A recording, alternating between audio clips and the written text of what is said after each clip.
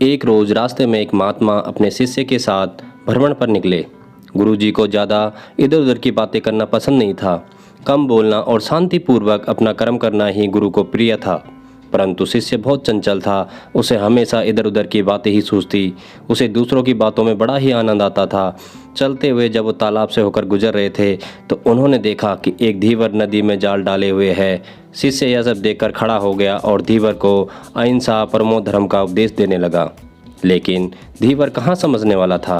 पहले उसने टाल मटोल करनी चाहिए और बात जब बहुत बढ़ गई तो शिष्य और धीवर के बीच झगड़ा शुरू हो गया।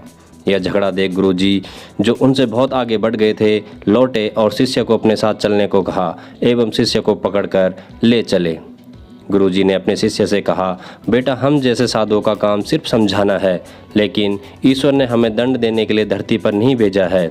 शिष्य ने पूछा, महाराज को ना तो बहुत से दंडों के बारे में पता है और ना ही हमारे राज्य के राजा बहुतों को दंड देते, तो आखिर इसको दंड कौन देगा।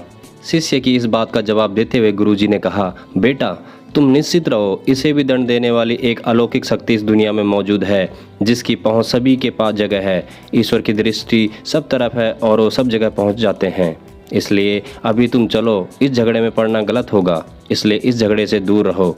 शिष्य गुरुजी की बात सुनकर संतुष्ट हो गया और उनके साथ चल दिया। इस बात को ठीक 2 बरस ही बीते थे कि एक दिन गुरुजी और शिष्य दोनों उसी तालाब से होकर गुजरे। शिष्य भी अब 2 साल पहले की वह धीवर वाली घटना भूल चुका था।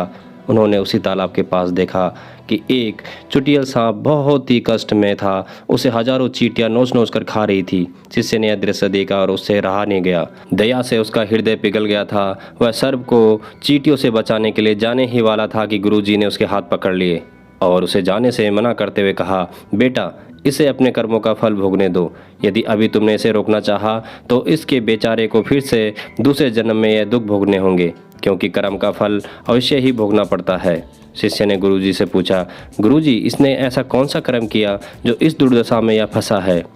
गुरु महाराज बोले, यह वही धीवर है जिसे तुम पिछले वर्ष इसी स्थान पर मछली न मारने का उपदेश दे रहे थे और वह तुम्हारे साथ लड़ने के लिए आग बबूला हुआ जा रहा था। वो मछलियाँ ही चींटी है जो इसे नोच नोच कर खा रही है। यह सुनते ही बड़े आश्चर्य से शिष्य ने कहा, गुरुजी, यह तो बड़ा ही विचित्र न्याय है। गुरुजी ने कहा, बेटा, इसी लोक में स्वर्ग नरक के सारे दृश्य मौजूद है। हर क्षण तुम्हें ईश्वर के न्याय के नमूने देखने को मिल सकते हैं।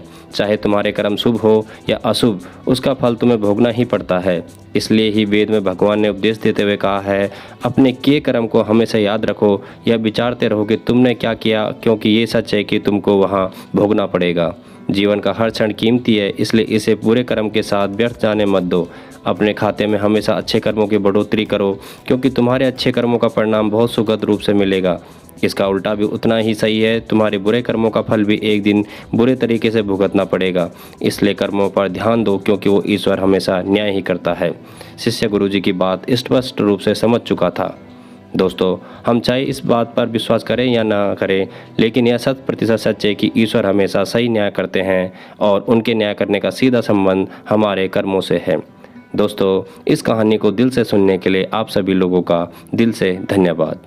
जय श्री हरि।